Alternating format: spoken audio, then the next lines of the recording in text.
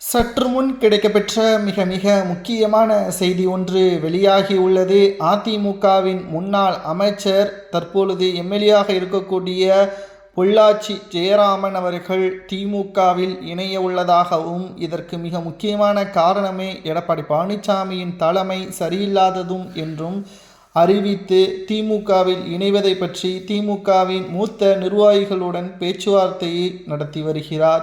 கடந்த சில மாதங்களாகவே அதிமுகவிலிருந்து பல்வேறு அமைச்சர்களும் நிர்வாகிகளும் கூண்டோடு அதிமுகவிலிருந்து விலகி திமுகவில் இணைந்து வருவதற்கு காரணம், களப்பணிகள் திமுகவினர்கள் அதிக அளவில் ஈடுபடுவதாகவும், திமுகவின் தலைமை மக்களுக்கு நல்லது செய்கிறதோ இல்லையோ, ஆனால் களத்தில் இருக்கிறது, ஒவ்வொரு தொகுதிகளிலும் என்ன பிரச்சனை இருக்கிறது என்பதை கேட்டறிந்து வருகிறது. ஆனால் அதிமுகவில் மட்டும்தான் உட்கட்சி மோதல், அதை சரி செய்வதற்கே பல ஆண்டுகள் ஆகும் என்று கூறி, இனியும் அதிமுகவில் பயணித்தால் தோல்வியை நோக்கி செல்வதை ஒருபோதும் புத்திசாலி ஏற்க மாட்டான் என்று முன்வைத்துதான் பொள்ளாச்சி ஜெயராமன் அவர்கள் தற்பொழுது அதிமுகவில் இருந்து விலகி திமுகவில் இணைய உள்ளதாகவும், இதுவரை 86 தொகுதிகளின் நிர்வாகிகளுடன் 1-to-1 சந்திப்பை நேரடியாக முதல்வர் ஸ்டாலின் அவர்கள் நடத்தியுள்ளார். அதேபோல் அதிமுக சார்பாக எடப்பாடி பழனிசாமி அவர்கள் பொதுமக்களை சந்திக்க வேண்டாம், அதிமுகவின் நிர்வாகிகளையாவது சந்திக்கலாமே என்ற கேள்வியை தான் முன்வைத்துள்ளார்.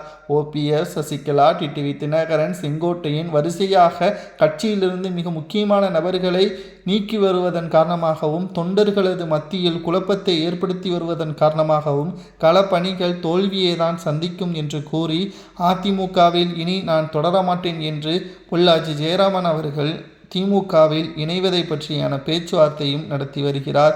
மேலும் இதோடு திமுகவில் இணைந்த அதிமுகவின் முன்னாள் அமைச்சர்கள் நிர்வாகிகளை கௌரவிக்கும் விதமாக அவர்களுக்கென்று ஒரு விழா ஒன்றையும் ஸ்டாலின் அவர்கள் நடத்த உள்ளதாகவும் தகவல்கள் கிடைக்கப்பெற்றுள்ளது.